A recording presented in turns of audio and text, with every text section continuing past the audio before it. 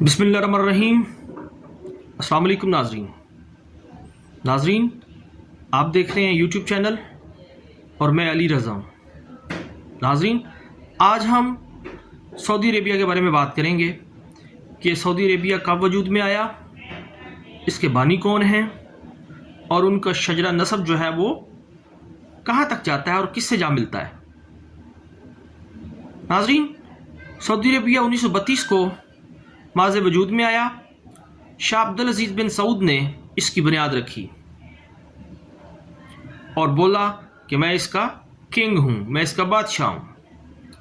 अगर हम हिस्ट्री की तरफ जाएं तो शाह अब्दुल अजीज़ बिन सऊद जो है उस टाइम इसकी 22 बीवियों में से 45 बेटे थे और इनका ख़ानदान तकरीबन 7000 अफराद पर मुश्तमिल था। और इनका जो शजरा नसब है, अगर हम पीछे की तरफ आएँ तो ये 18वीं सदी के एक जजीरा नुमा इलाके के मकामी शेख सऊद बिन मोहम्मद से जा मिलता है। सऊद बिन मोहम्मद के बेटे ने 1940 में मोहम्मद वहाब से इत्तेहाद कर लिया था। नाज़रीन, ये जो मोहम्मद वहाब है ये एक शोला बयां आलम था जिसने खालस इस्लाम की वापसी का नारा लगाया था। 1932 में शाह अब्दुल अजीज़ बिन सऊद ने सऊदी अरेबिया की बुनियाद रखी। उससे पहले 1818 में सल्तनत उस्मानिया कायम थी और इनके साथ मुकाबला भी हुआ था उनका और इनको शिकस्त भी हुई थी, लेकिन कुछ ही देर बाद इन्होंने दोबारा जद्दा पर कब्ज़ा कर लिया था और ये काफ़ी देर तक काबज़ रहे। फिर 1902 में शाह अब्दुल अजीज़ बिन सऊद ने अपने कबीले में से, जो कि जद्दा में इस वक्त उन्होंने बना लिया था, उसमें से राशिदी कबीले को अलहदा कर दिया और जद्दा पर मुस्तहकम हो गए। उसके बाद उन्होंने मज़ीद कबीलों को अपने कंट्रोल में लिया और अपनी ताकत को मजबूत करते गए। फिर टाइम आया जब 1924 में इन्होंने मक्का और मदीना का इलाका जो है वो भी कंट्रोल में ले लिया। नाज़रीन, जैसा कि आप जानते हैं कि इस वक्त सल्तनत उस्मानिया जो थी वो ज़वाल पज़ीर हो रही थी और मुशफ़क़ कमाल अतातुर्क जो था वो तुर्की की बागडोर संभालने जा रहा था और मुशफ़क़ कमाल अतातुर्क जो था वो भी यहूदियों और नॉन बिलीवरों की उनका सपोर्टर था, वही इनको आगे लेके आ रहे थे। शाह अब्दुल अजीज़ बिन सऊद ने 1932 में जब सऊदी अरब की बुनियाद रखी तो इसने ख़ुद को ही इसका बादशाह करार दिया और ये सऊदी अरब का नाम जो है ये भी उनकी आले सऊद के नाम पे ही रखा गया। 1948 में 1948 में सऊदी अरब जो है उसमें ऑयल की जो प्रोडक्शन है वो स्टार्ट हो गई थी और ये लोग काफ़ी खुशहाल हो चुके थे। 1953 में अब्दुल अजीज़ बिन सऊद की वफ़ात हो गई और उसके बाद जो नेक्स्ट जानशीन थे वो शाह सऊद बने, जो कि करप्शन की वजह से और दीगर मामलात की वजह से उनसे हुक्मरानी जो थी वो वापस ले ली गई और उनके सतीले भाई शाह फैसल जो थे उन्होंने कंट्रोल संभाल लिया।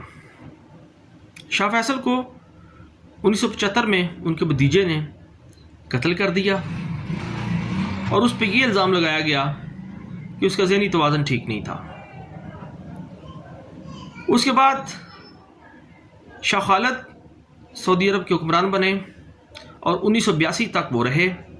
उनके बाद शाह फहद आए जिन्होंने अपने ज़िंदगी में ही, अपनी लाइफ में ही शाह अब्दुल्ला को अपना जानशीन बना लिया और ज़्यादातर मामलात वही देखते थे।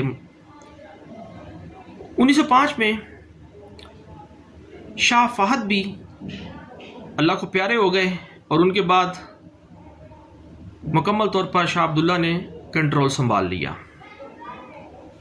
اس کے بعد جب شاہ عبداللہ کی ڈیتھ ہوگی تو آج کل جو سعودی عرب کے کنگ ہیں وہ شاہ سلیمان ہیں۔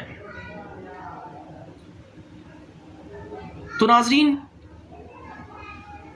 70 کی دہائی میں 1970 کے قریب ناصر سعید نامی ایک بہت ہی امپورٹنٹ تاریخ دان ہے جنہوں نے ایک کتاب لکھی ہے جس کا نام ہے تاریخ آل سعود۔ اس میں انہوں نے آل سعود کے بارے میں بہت تفصیل سے لکھا ہے۔ اس کے پہلے 30 پیج کا اگر مطالعہ کیا جائے تو انہوں نے واضح طور پہ ثابت کیا ہے کہ یہ جو آل سعود ہے اس کا تعلق جو ہے شجرہ نسب جو ہے وہ پیچھے اگر جاتے جائیں تو یہ یہودیت سے، یہودیوں سے جا ملتا ہے۔ انہوں نے اس کے بارے میں واضح دلائل دیے ہیں، ثبوت کے ساتھ بات کی ہے۔ اور جب انہوں نے کتاب شائع کی تو اس وقت جو کنگ تھے وہ شاہ فہد تھے، تو اسی دور میں ان کو اسی بنیاد پر قتل بھی کر دیا گیا تھا۔ تو انہوں نے شاہ فہد کے بارے میں بھی بتایا تھا کہ یہ جو لوگ ہیں یہ بہت عیاشیوں، برائیوں اور ایتھکس کی پاسداری کرنے والے نہیں ہیں۔